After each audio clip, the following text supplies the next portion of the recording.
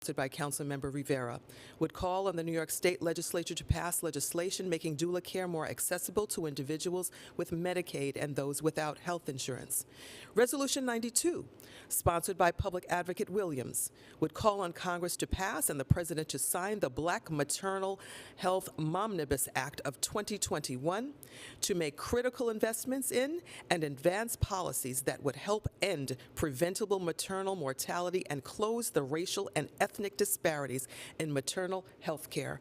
Our public advocate is here, but I'm going to read off his second resolution. 244, also sponsored by Public Advocate Williams, would call on the Centers for Disease Control and Prevention to expand funding for the Healthy Start Brooklyn Doula Program, known as By My Side, in order to provide free doula services to low-income birthing parents in Brooklyn who disproportionately face the risks of infant mortality, low birth weight, preterm birth, and other challenges. And as I hope you are all noting today, this legislation is extremely personal to all of us standing before you. It is extremely personal to our public advocate as well. And with that, I would like to invite Public Advocate Williams to speak about his legislation. Thank you so much, Madam Speaker, for calling me up and for your leadership on this issue. That is, as you mentioned, personal to a lot of us. I want to just shout out the Chair, Shulman, for her leadership as well. All the members of the Women's Caucus who helped shepherd this as well.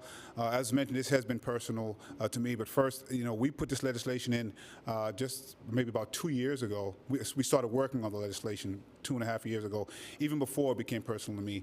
And that was important because it showed the importance of having diversity in your office. It was Black women who brought this to my attention and showed how important it was.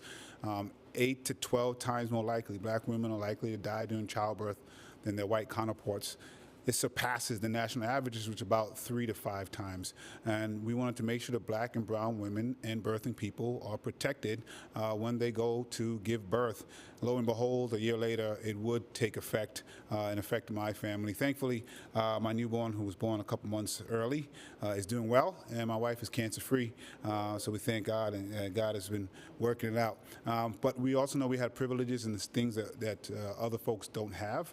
What was striking was my wife explaining when she had her child 20 years ago with no job, unmarried, no health care, and no career, was very similar to what she originally received when she had a career, had health insurance, and was married. And we know that plays along. Socioeconomic status means nothing. Race is the primary driver. And what I saw personally, between the time when we had doctors that were not listening, I didn't even understand what was lacking until we found a doctor that did.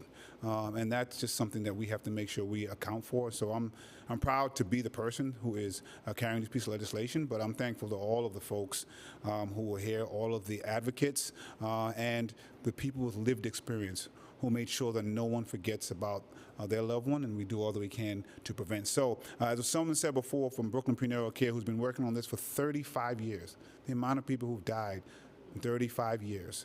And this is the first time there is legislation to try to address it. It's not lost to me that we started working on this in the last term, and it is getting voted on in a council that for the first time is majority woman and is led by a Black woman. Thank you so much.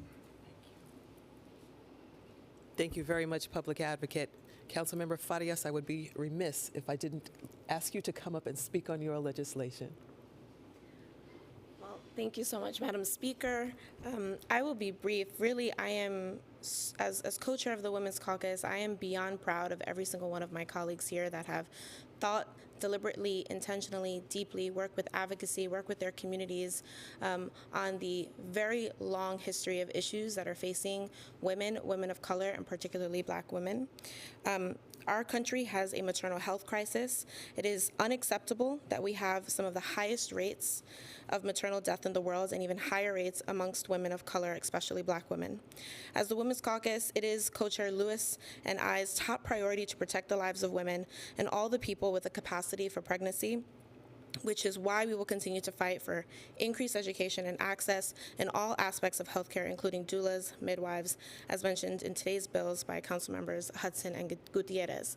What I really want to end with is these are all life-saving bills, from midwifery and doula care to reporting that our agencies have not been doing for years, so we can actually provide the resources and the safety nets in our communities to save women's lives. That's what I'm most proud of today, and I want to congratulate everyone here for their work, and thank you, Madam Speaker.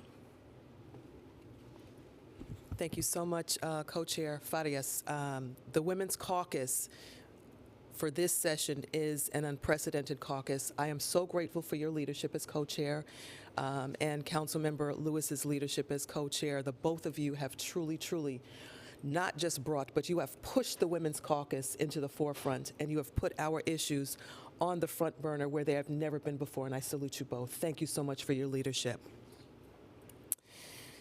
Okay, and with that, we will take on-topic questions first.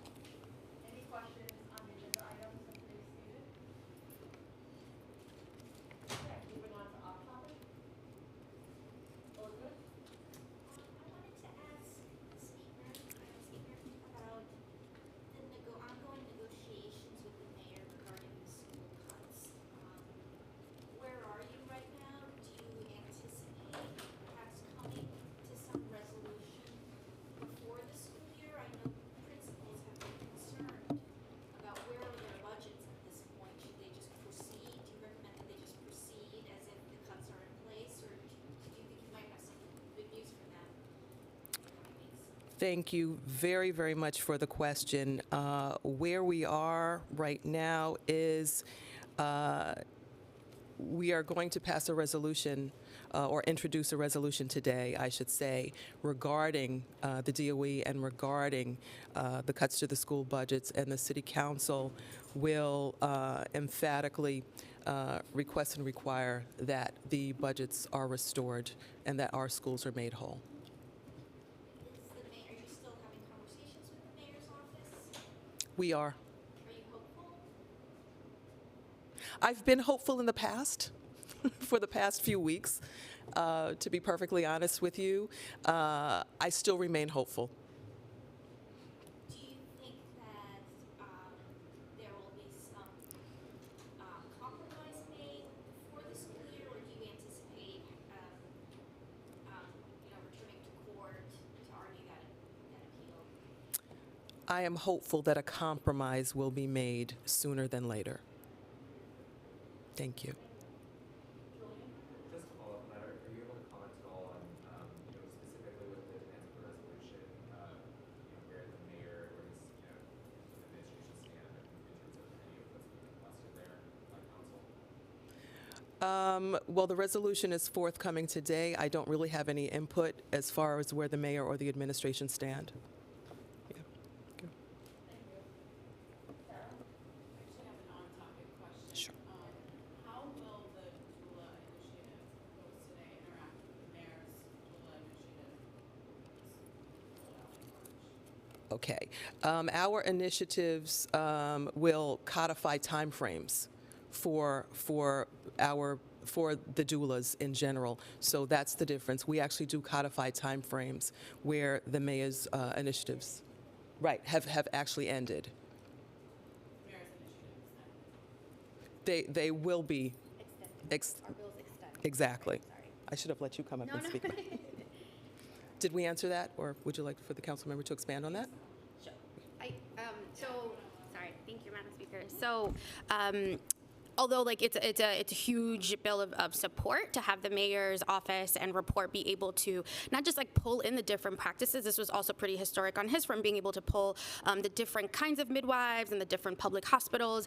So what these bills will do is primarily, I can speak to my bill specifically, is that in the 33 neighborhoods that have been deemed priority neighborhoods by the administration, which took into account race breakdown, economic breakdown, housing and food insecurities, that's where the pilot will begin. But to really uplift the speaker and her leadership, is initially the pilot was supposed to end in 2022 and until 2023, excuse me, and now will be extended into the spring of 2024. So that means longer term care for more people expecting and having babies, and the idea is also to also emphasize postnatal care as well through the help of a doula and a midwife. Yeah, thank you. Thank you. Thank you, everyone. We'll report it here. Everyone. Thank you very much. Thank you, colleagues.